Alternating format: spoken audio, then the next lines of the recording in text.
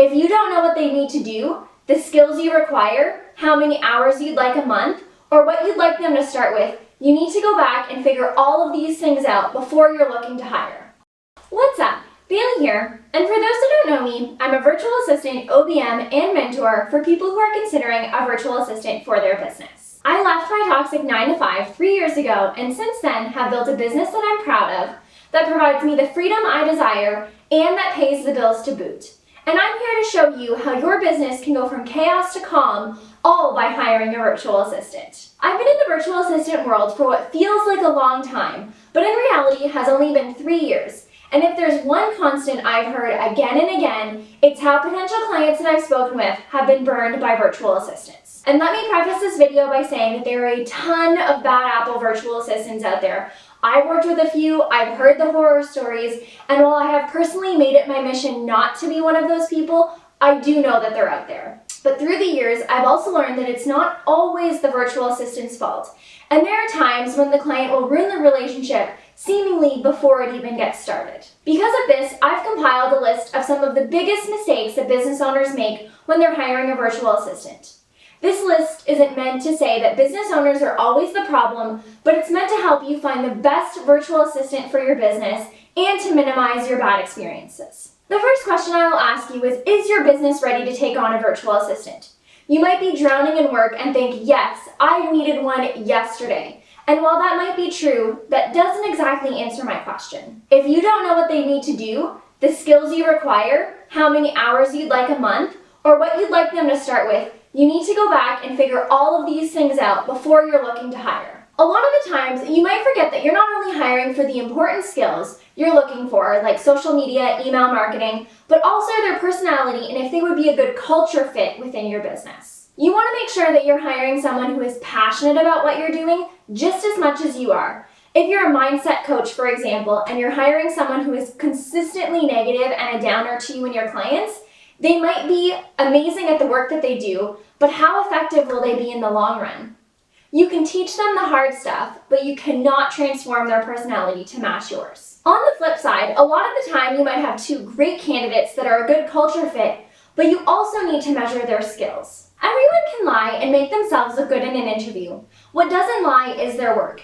Asking for samples or creating an assessment so that they have to do the work in real time to produce a result will really help you identify who is a big talker from someone who can put their skills where their mouth is. Another big mistake that you're making, yes, specifically you, is not hitting that like button for the YouTube algorithm. If you found this video helpful, then give that like button a little tap. I would really appreciate it. That being said, you can have the best virtual assistant in the world, but if you aren't able to give them clear instructions and communicate effectively, they won't be able to help you.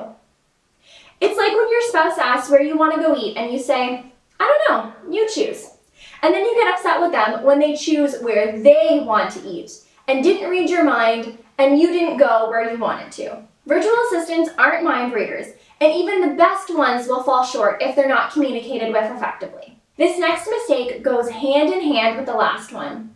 If you don't train your virtual assistant, things will end in disaster. Every business is different. The processes are different, the clients are different, the expectations are different, and while virtual assistants try to adapt to each new business, it's impossible if they're not trained. I recommend that you hop on a call at least once per week during the onboarding period, which is about 1 to 2 months, and answer any questions. Creating SOPs or standard operating procedures will be helpful as well in the form of a video or written document. While it takes a bit more time at the beginning, setting your VA up for success will set you up for success in the long run. Another mistake I see made a lot is when business owners prioritize cost over everything else. I agree that it's important to stay within your budget, and everyone's budget is different, but there's also different virtual assistants around the world, and I'm positive that you can find one that suits any budget and skill set. However, if all you care about is the money you're spending and nothing else, you'll likely fall short on finding the right person for your business. Virtual assistants are humans too, and business owners, and we need to be paid fairly. One of the last and potentially biggest mistakes I see when business owners are hiring is that they aren't giving their virtual assistants grace and are very impatient with them. This can be the beginning of the end at the start of a working relationship because you're still getting to know each other and it could leave a negative taste in the VA's mouth,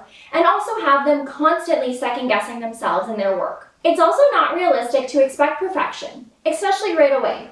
We're all human, we all make mistakes, and as long as they don't make it multiple times, then it should be forgiven. Think about it. As virtual assistants, we're coming into a brand new business and have to learn the ropes. A business that you might have been in for 1, 3, 5, 10 plus years. And if it took you that long to learn your own business, then how can you expect a virtual assistant to know it in a month? Like I said at the beginning, this is not to say that business owners are always the problem. But if you've made any of these mistakes in the past, just chalk it up to a lesson learned, and please don't make them again in the future. If you haven't made these mistakes yet, keep them in mind for when you're ready to hire. And if you're looking to hire, I have a complete hiring process available so that you can screen your virtual assistants the right way. And I've linked it into the description below. Don't forget to hit the subscribe button, smash that like button, and ring the notification bell, which allows you to be the first to know when I post a new video.